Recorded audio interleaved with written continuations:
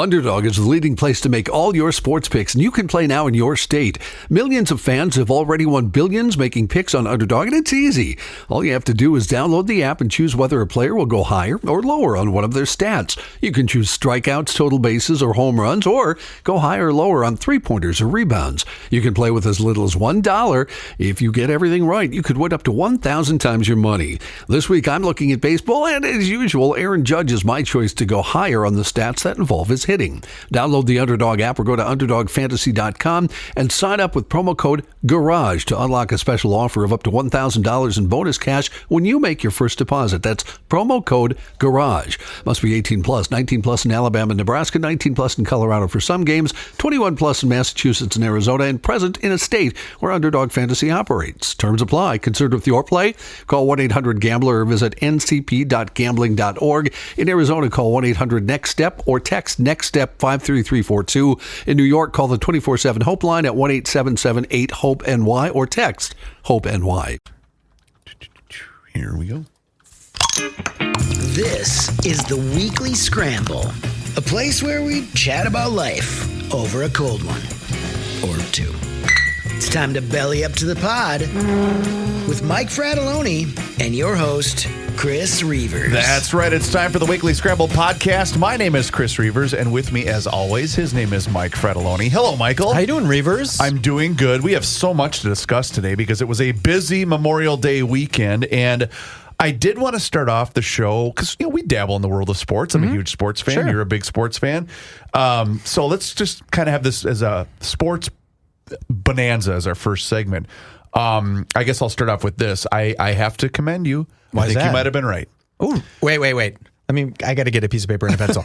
Why? What was I right about? What was I so smart about? So I've always been a little skeptical of downtown returning Minneapolis, downtown Minneapolis returning to form of what it once was. I've worked in the city since 2001. Right, I've worked in the service industry off and on in this city since 2001. So I feel as though I've been pretty connected to all of those things.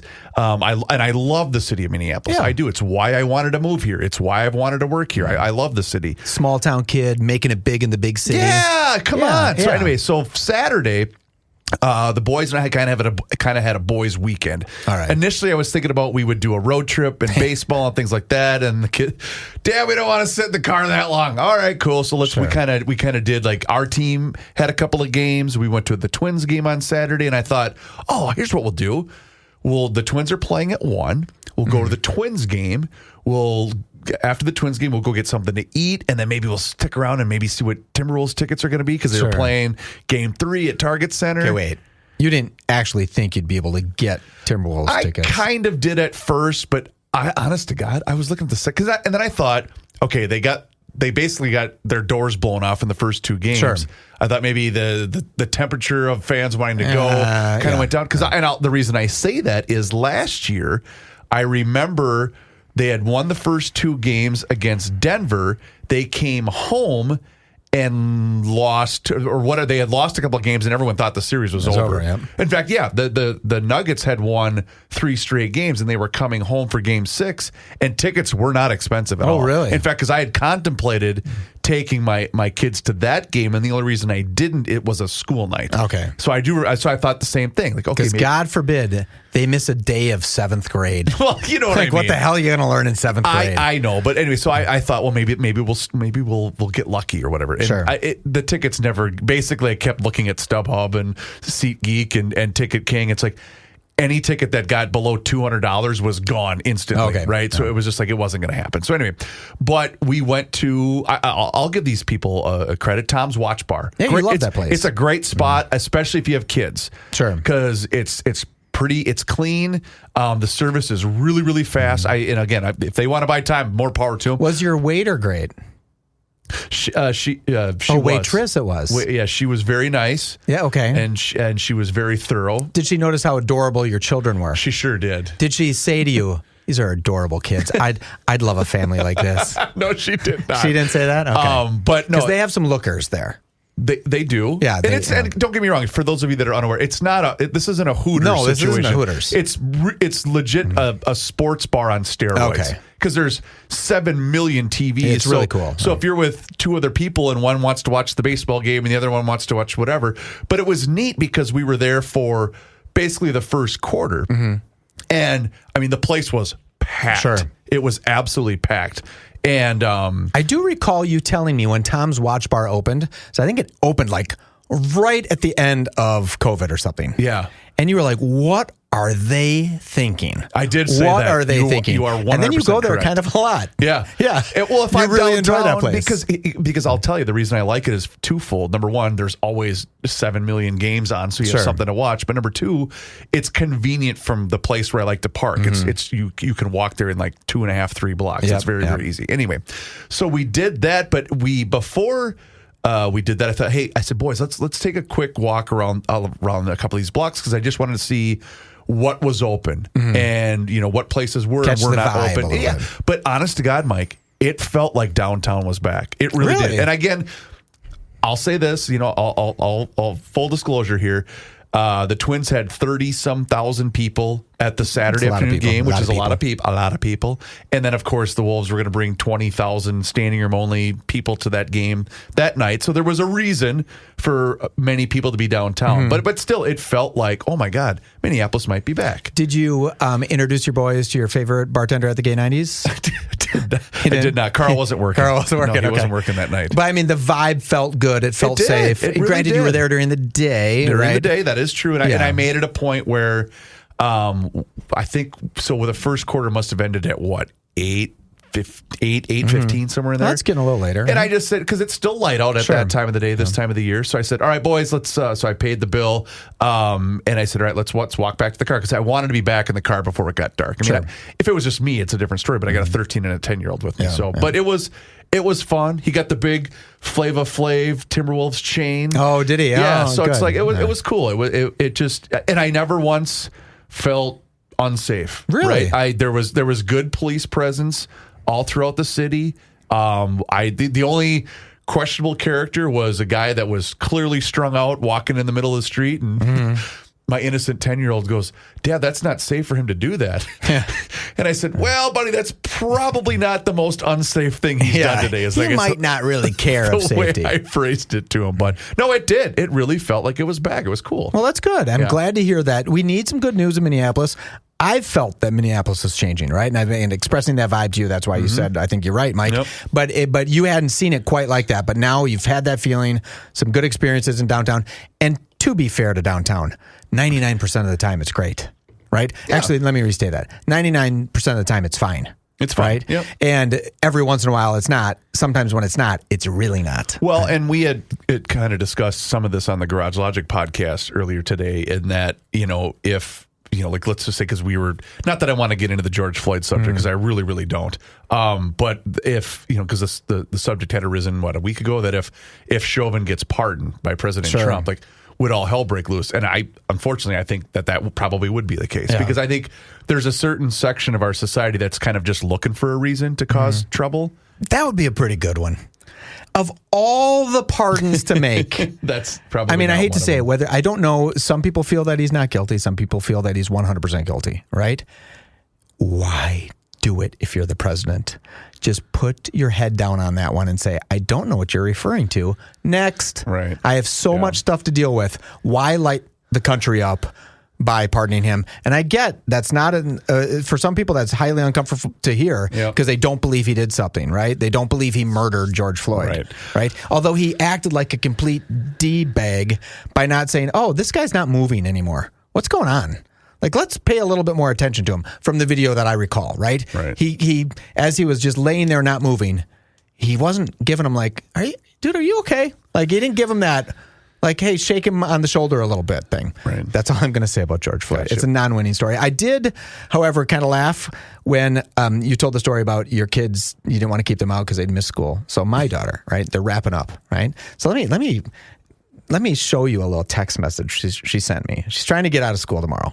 Okay. She thinks it's really a good idea. Because this has got to be, because my boy's last day of school is actually tomorrow. It's she's wrapping up, right? Okay. So it says, hey, so tomorrow we have a late start at 10:30. My classes are study hall, English, which we're watching a movie, and the world related. It's just another. We're going through our notes. It's totally pointless. I'd like to get out and do some grad stuff and some summer school shopping. And I wrote, haha, no. And she's like, Dad, I mean, the club is open, so I could go golfing too. And I said, oh, do you think you're going to get out of school? She thought by telling me that the club has tea times open, that I would say, oh, I didn't even think about tea times being open for you, honey.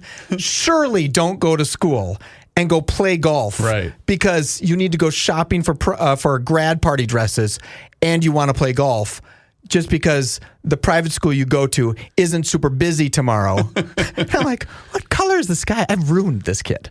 I've ruined her when she's trying to talk me into having her get out of school. Yeah. And the best she can come up with is I need to go shopping and I want to go play golf at a country club. That's the two best thoughts she had. Instead of saying I want to clean my room or there seems to be a lot of weeding that needs to be done outside, right. She picks the most obnoxious things that she could possibly pick. I thought it was adorable. I think the kid's adorable. Right. We played golf this is a digression. Go ahead. Over the weekend, went up to the cabin, went up to Cross Lake, put it on Frat Pack.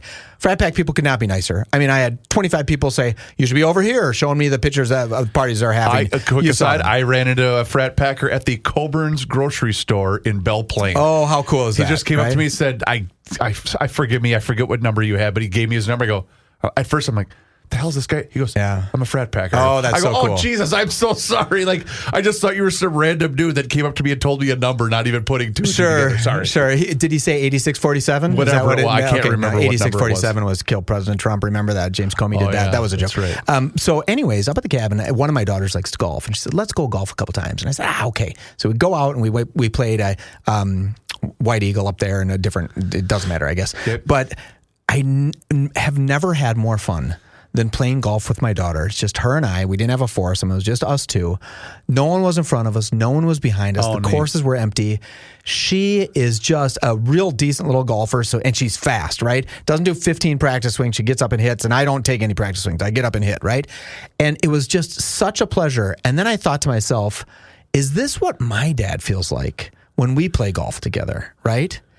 And then I remember that my dad always says things like, if I'm making a birdie putt, he'll say to me right before my putt, hey, this is a very important putt. You won't want to miss this one. It's a birdie putt, right? And I always thought my dad was giving me crap, like just trying to get in my head, right? And I always was just kind of pissed at him for doing that. We play a lot of golf together, my dad and I, 10, 12 rounds a year together, right? So, he kind of, when we would be a little closer in scores, he would needle me a little bit to get in my head, and it worked 100% of the time. So with my daughter, she had a nice par putt for 6 feet, a 6-foot par putt, and I said, hey, pay attention to this one. Like, don't take it so, casually. This is an important putt. And she goes, oh, Dad, stop doing that. Stop getting into my head. And I was like, oh, that's what... I had that same conversations and thought about my dad, where I'd say, why are you trying to grind me down? And in reality, I just wanted her to make the putt. Right. I wasn't trying to get into her head at all. I just was saying, slow down. You don't have to just walk up and hit it. Slow down and get yourself a par. This was a tough hole. In fact, it was the hardest handicap hole on the whole course. She had this beautiful shot, and she was going to make this par putt. Cool. She didn't make it. I think she 3-putted for a double bogey, right? It was horrible. Just totally horrible. But the moment was there. And then I learned something. I was like, all that time, by my dad saying to me, pay attention to this putt, it's important. He was really telling me, Reavers, that he loved me. Oh. He was just saying, Mike, I love you. Asshole, miss this putt. is probably what he was saying to me. But it was a very sweet realization that I wanted nothing but the best for my daughter. I knew she wasn't going to beat me too, by the way. FYI. I'm 90% sure. You could keep the distance. Yeah, there was if she gets a little closer, I might do a little of those head games. But my dad was nothing but sweet, and so was my daughter. Now you got me curious. Yeah. What is the overall health of golf? And there's a reason I'm asking. The hotel that we stayed at on Sunday night into Monday is directly across the street from a golf course I'm very familiar with. And so this would have been Sunday night and Monday of Memorial Day weekend, right? And we checked in our hotel at about, I don't know, 6-ish. Yep. And it was nice. It wasn't raining. It was a little bit overcast where we were at the end of the day. And then Monday was stunning. It was beautiful. Sure. And I maybe saw 3 guys golfing the whole time. And maybe it was just, I wasn't there, standing watching the course the whole time, but I was just curious because you got me thinking, I rarely see people golfing because I drive by a few golf courses every week, and I rarely see people golfing. I think over the last handful of years, golf has been up in Minnesota, right? Rounds played have been up. During COVID, it was way up, right? Because it was one of the few things we could do. Yeah. And I think it's probably pulled back a little bit. But strangely, we didn't get up till Saturday, right? I worked Friday, went up Saturday late.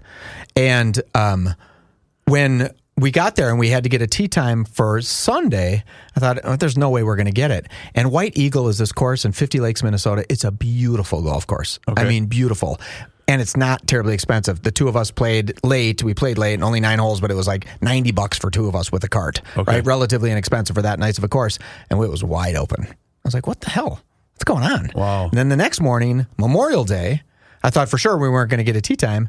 We got a tee time. I mean, when I say wide open, it was wide open. We brought my other daughter who just walked with us. Normally, courses don't want you to do that, right? And they were like, we don't care. You come and do it.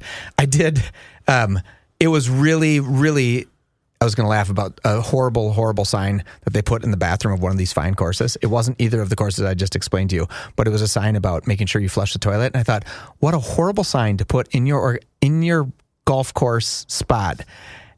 And I'll put it up on the Frat Pack because we don't want to talk about it on here. But I was really surprised to see the courses weren't full, right? Sunday and Memorial Day. And Memorial Day up north was just beautiful. But is it also because so many people travel on this given weekend? But once you come, once you stay, if you're gonna be at the cabin for Memorial Day, don't you go home at 6 o'clock at night? Like, why leave early? Well, this was an early tee time. And I'll say this, too, because last night, our local hometown team, I know I went to a town baseball game that didn't involve a team that I was involved with. Sure. But it was the park that's a mile from my house, right? Mm-hmm. So, but they always play a 6 o'clock, the Jordan Brewers, they always play a 6 o'clock game on Memorial Day night because everyone's back. Sure. All the kids got school tomorrow, and the place was packed. There There had to have been 500 people at this baseball game. It was awesome. You know where everybody might have been, Reavers? Where? They might have been at the Minnesota Frost game, right? Can you hold that thought for just a brief moment? Because I do want to talk about that because anyway, I do want to get into that in just a moment. But you know what? I want to talk about our friends at North American Banking Company first because they have one simple philosophy at North American Banking Company, and that's this. It's banking done differently. And you do get that feeling anytime that you walk in any one of their 6 Twin Cities locations, whether it's Roseville, 50th in France, Hastings, Woodbury, Shoreview, and Maple Grove. North American Banking Company offers all of the services as the other big national banks, whether you're looking to buy a home, maybe finance a new home renovation project, or get that new car that you've been thinking about. My friends are going to be able to help you out because they offer the same online and mobile banking options as the other banks, but the key difference is you're going to get the unparalleled service of a community bank, and they are locally owned and operated. And here's why that's important. That means loan decisions are made right here in the Twin Cities. They are not sent out of state. So this helps you business owners solve problems quickly and expand your business with confidence. So check them out online today. It's nabankco.com to learn more. Again, banking done differently. North American Banking Company, member FDIC, is an equal housing lender. The Weekly Scramble. We'll be right back. All right, I didn't mean to cut you off, but I did want to talk about our Minnesota Frost. So go ahead. I didn't even know. Hey, let me ask you this. Yeah. You didn't happen to go because you got girls that, of course, you guys were out of town. Reavers, I didn't even know we had a Minnesota Frost. I surely didn't know that they won the World Championship twice. This is the second time. Back to back. They won the Walter Cup, which I don't know what Walter that is. We actually I can help you out with. Do you know who the Walter is? Well, the Walter Cup. So Walter is it's the last name. It's he and his wife. Okay, they were the founding members of this league. They're the ones that financially backed this league to get up and running. They have ties to the NHL, I believe. That's better than I thought it was for Walter Matthau, who was in Grumpy Old Men that was filmed in Minnesota. Well, I had jokingly said it was for Walter from The Big Lebowski on GL today. There you go. And I said, this isn't Nam. There are rules. Anyway. So, I'll give you this too, the background. Yes. So I forget what his official title is. If it's the PR director, the communications director is our buddy Joe Anderson, Mr. Fun, who used to work at 1500 ESPN. And I meant to send him a text, but I was a little preoccupied this morning, so I never got a chance to do that. But yeah, it's cool. I will say this: when you have a league of 6 teams, or as Rookie called them, the original 6, yes, like the NHL was, okay, sure. And I think most of the players are all American-born players, so there's some of that too. But it's very cool. Hey, where would you rather be? In first place or in sixth place, sure. Right? So it's cool. It's a big deal. But I got to say this, and I won't reveal who I was watching or what channel I was watching, but a morning news reporter had said this is the start of a dynasty. And I thought, okay, hold, pump the brakes here. Pump the brakes. You got 6 teams, and what did the WNBA start out with? That's true. Right? That's and now true. it's Caitlyn Clark and Angel Reese. Although, as somebody had pointed out on social media, whenever I don't remember at what point the game ended, because I saw that they won, but I did not watch the game. But whenever that game ended, they said, clearly we need more Minnesota teams to be female because we're the only ones. They're the only ones that win, which is right? Good point. Factually correct. I'll take any win we can have. This win happened in the 12th minute of overtime. Right? And then this great Liz Shepers, Schepers, scored the winning goal in the 12th minute of overtime. That's really kind of cool. What do you think the crowd size was at Xcel Energy Center?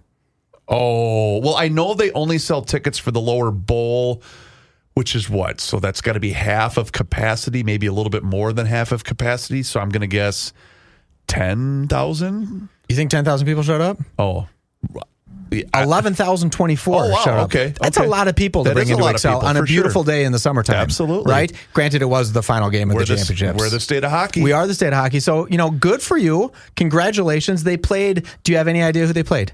This is going to be a quiz. Ottawa. You do. I don't know what their nickname is, though. It's super cool. The Ottawa Charge. Okay. That's not a bad nickname, not bad right? at all. Big, probably lightning bolts the on only their thing jerseys. I don't understand about the league is, the WNBA, they kind of try to, anyway, coincide the uniform colors with whatever, like the Lynx and the Wolves. It's kind of, they're kind of, that way you're kind of teammates with each other. Well, is the Frost owned by the Wild? Well, they play the games at the X. Yeah, that doesn't mean they're owned by the Wild. That's true. I guess I don't know the answer to that. Because I think all WNBA teams are owned by the NBA teams. That's true. Right? That so, and it very well may be. I just don't know. But, congratulations to the Minnesota Frost.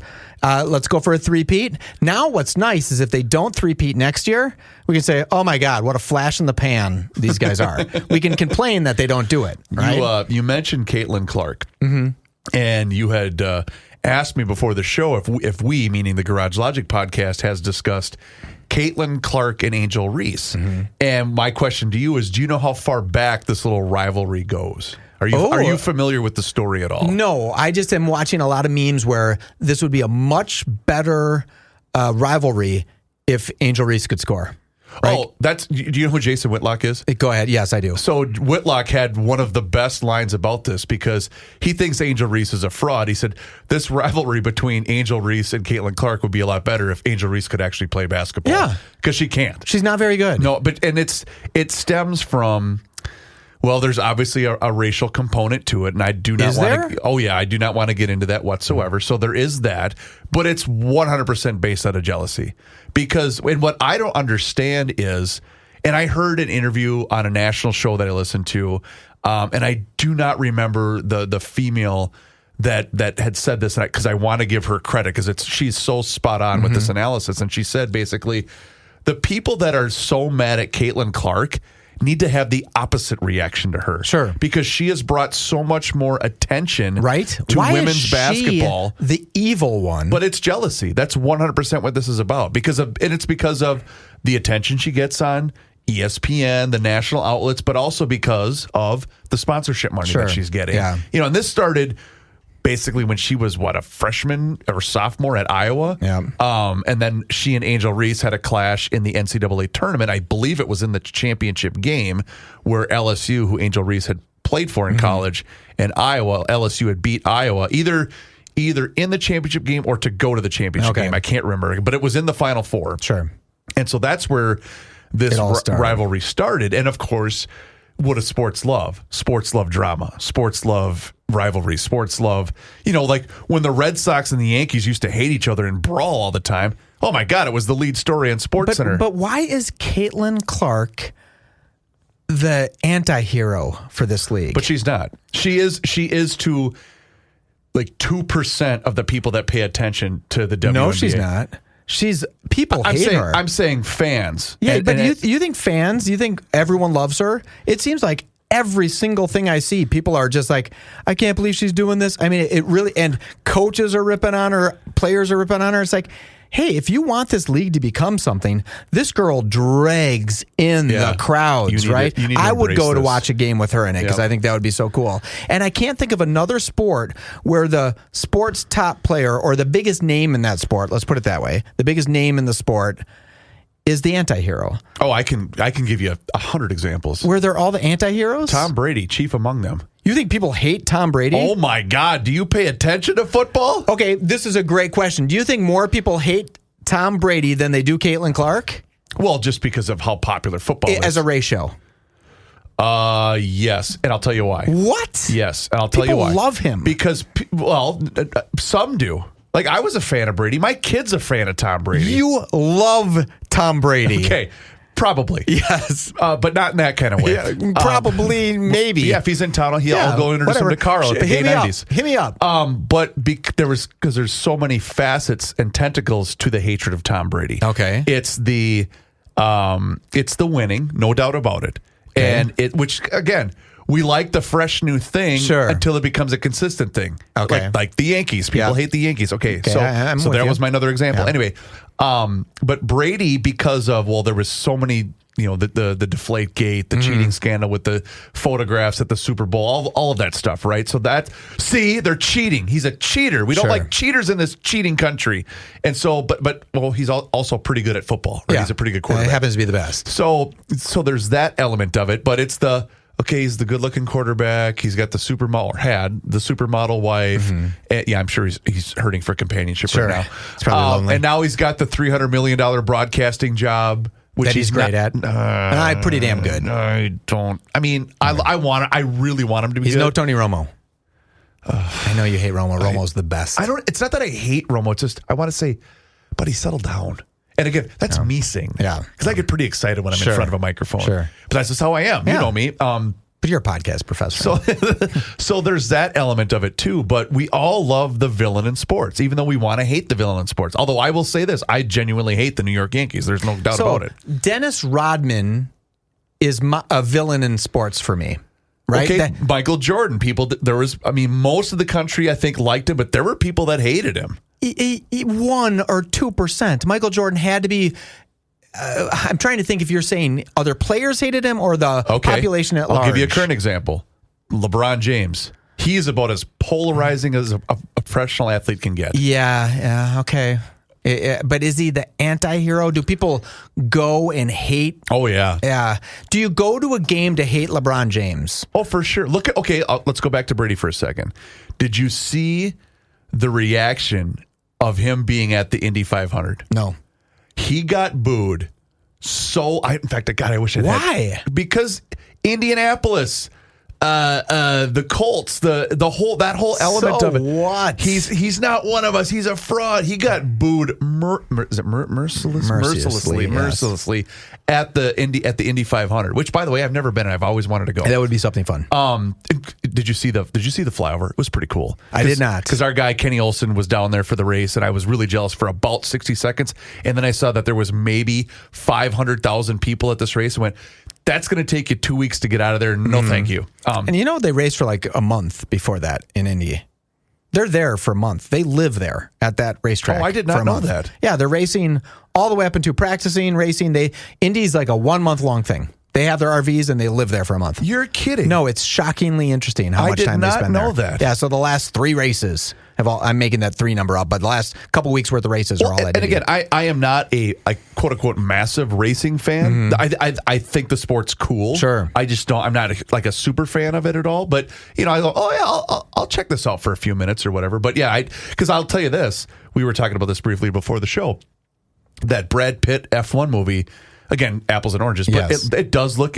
I would absolutely go buy a ticket to go see that in the theater. You should start watching F1. It is the best. It's 20 players. You have the capacity to remember a bunch of players. Sure. 20 race car drivers that I've seen now for years and years and years. I can remember them. And then what a nice thing that they do is every time the racer crashes or something, they pan to his supermodel girlfriend.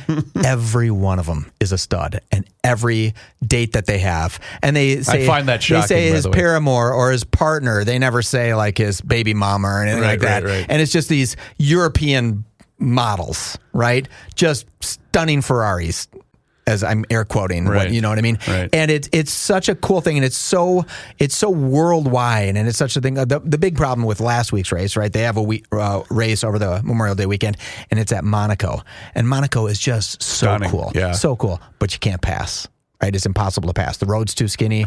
The DRS zones, these passing zones that they have, are not long enough. Wait a minute. You can't pass? You can try to pass. It just is virtually impossible. The cars are so similar in speed. So does the lead car just basically stay in Yes. going 50 miles an hour the whole time? No. Okay. I mean, they have to go 100 and some miles per hour, right? They're going fast, but you have to have like a 3 or 4 second speed gap, meaning you have to be 3 or 4 seconds per lap faster than the car in front of you to have a chance to pass, and no one has that differential in their speed differences. And So then isn't it this essentially year, a very boring race? it is. This year they did something different. They said it's 78 laps, right? So F1 Monaco race is 78 laps. And they said, and the laps take like a minute 13. And they said, this year we're going to force everybody to take 2 pit stops. So what happened is it threw everybody off, because on the very first lap of the race, someone got in an accident. So a whole bunch of cars went into pit because you get a cheap pit stop because the race is slowed down, right? Yep. So you save like 10 seconds on your pit stop, but then you couldn't tell who was in first place for 90% of the race because you didn't know who had a pit stop left or not, right? They did a fine job explaining it on TV, but if you were there, you're like, oh, that guy looks like he's in first, but he's not really in first because he hasn't made a pit stop yet, and those pit stops are going to move him 24 seconds behind each time he has to take one, right? Wow. So it was really, really confusing, and I don't think people, in fact, one of the race car drivers, his name is Russell, he races for Mercedes-Benz, he said, with this 2 pit stop strategy, next year they're going to just decide to drop water from a helicopter down on, or they're going to push kittens out onto the track to like make it artificially different, right? Okay. And I think and this was like the 72nd race in Monaco. Okay. And people are just not loving Are there it. races consistently on a certain day of the week at a certain time? Or Sundays? Yep. Always Sundays. Okay. Every Sunday. Qualifying on Saturdays. Qualifying, by the way, for the Indianapolis 500, if you want to watch something, watch qualifying. Okay. Because qualifying, they get up to like 233 miles per hour. Holy balls. And then the wind goes from 3 miles per hour to 6 miles per hour, and then takes the back of their car out, and then they smash up against the wall at 235 miles per hour. With a 6 mile an hour wind? Honest to God, the fraction of danger that they live by is... It's so incredibly tight. Wow. I mean, the wind, so they were showing that each quadrant of the lap had different wind, right? Like this one's going east, this one's going west, and so Yeah. on. And these cars would you can't lift up. They're on full gas the entire time. Top gear is going as fast as they can, roughly, Wow. right? And then the wind goes from 3 to 6 miles per hour, and the back of their car piles out. And multiple people crashed. A guy warming up for Indy crashed on his warm-up lap. Well, I mean, I don't want to brag, but we're talking about athletic achievements. I mean, I got the high score on Miss Pac-Man at the hotel we stayed at. Oh my God, that's not bad. Do you think what would you say, a supermodel from what was it? Did you say Monaco? Yes. Do you think that'd be a good selling point? I don't know if she'd notice you. Did you get to say to your kids, hey, kids? And then they're like, Dad, this thing gets unplugged every day, so... Yeah, I didn't tell them that part. Oh, you didn't tell them? Okay. Because they were swimming in the pool, and I thought, no, I'm going to play Miss Pac-Man. I know you love Tom Cruise, and I know we only have a couple more minutes, but did you go see The Final Reckoning, Mission Impossible? I did not. I'll be honest. Do you have a thing for him? No, I was just going to say the opposite. I mean, obviously, the Maverick character is one of my favorite in cinematic history. Yep. I'm not the world's biggest Tom Cruise guy. Really? And I'll tell you why. Scientology. Not even that. Okay. I just think he strikes me. And one of them. Do you remember years ago when he had a meltdown on the set of a movie? I don't know It wasn't the Oprah Winfrey when he was jumping up and down on the couch? No. Okay. This was a quote unquote secret recording. Oh, got it. Right. Okay. Where it just felt like this is so staged, because he was talking about the integrity and everyone's working so hard and we have to be better than that. And it just sounded like, this sounds like he told somebody to record this and he could have this big theatrical performance, really? and everyone's Okay. like, God, what a great guy. But anyway, he just strikes me as a swarmy bad word. Really? Yeah. I like him. But again, I'll give him credit. Homeboy knows how to make a blockbuster, man. I mean, he's not the world's best actor, but I like a lot of his films. A Few Risky Good Men. Business. I love A Few Good Men. Yep. Obviously, the Top Gun movies are great. I'll tell you another one. The Outsiders. The Outsiders. It was one of my favorite movies as a youngster was The Outsiders. That was years ago when you think of that, right? I know. Because how old is Tom Cruise? We should know that. He's probably, I'm going to guess, he's got to be close to 60. He's kind of ageless looking, which is a little creepy. Right. Like, how are these guys staying so good looking? Well, I know he was what? So the first Top Gun came out in 84, and I think he was 25 when that came out. Really? Yeah. Okay, let's see how old he is. He's 62 years old. Okay, so I said about 60. Okay. He looks really good for 62 years old. But when you're making that kind of moolah, you can spend a lot of money to make yourself look young. I do think you keep can. yourself young. Right? I think you can. And I think you can do a lot to make yourself look young. Yep. I do find him fascinating because he has some really cool licensures. Like, he has his pilot's license. Yep. He has his real estate license. Just imagine, like, Tom Cruise coming over to your place and saying, I'll write up my own deal. What he got sick of when he was buying property of using an agent. He said, I'll just do it myself. I'll just go get my license. Right. That seems unique to me.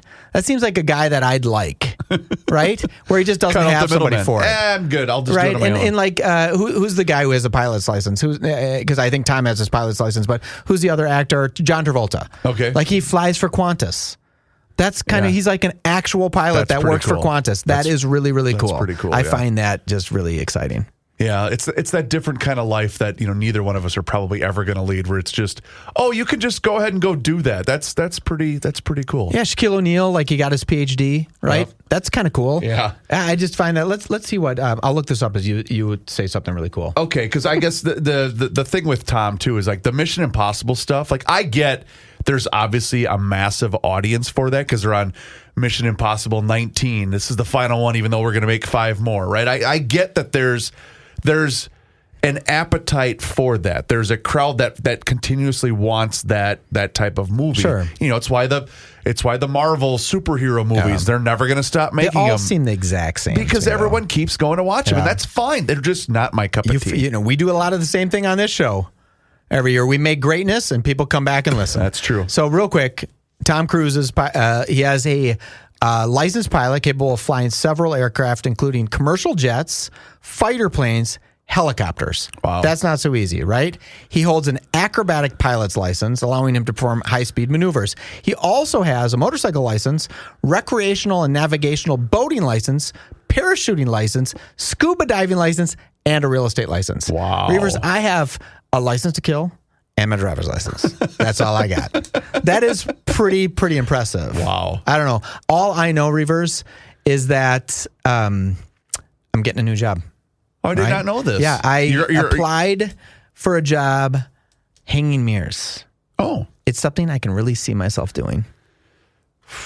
It's not bad. I got another one. You want another one? Please. $40 Chinese takeout, $10 in gas to get there, getting home and realizing they forgot one of your containers, riceless. Oh, those are great. The dad jokes are going to be flying in Aren't they hot the and heavy, best? aren't they? Reavers, you are the best. Thank you, Michael. Please do us a favor, rate and review the show wherever you happen to be listening to the Weekly Scramble podcast. It helps other people find the show, and it really helps us out as well, and we appreciate it. His name is Mike Fratelloni. My name is Chris Reavers. Thank you so very much for tuning in. We will talk to you again next time, and until then, cheers.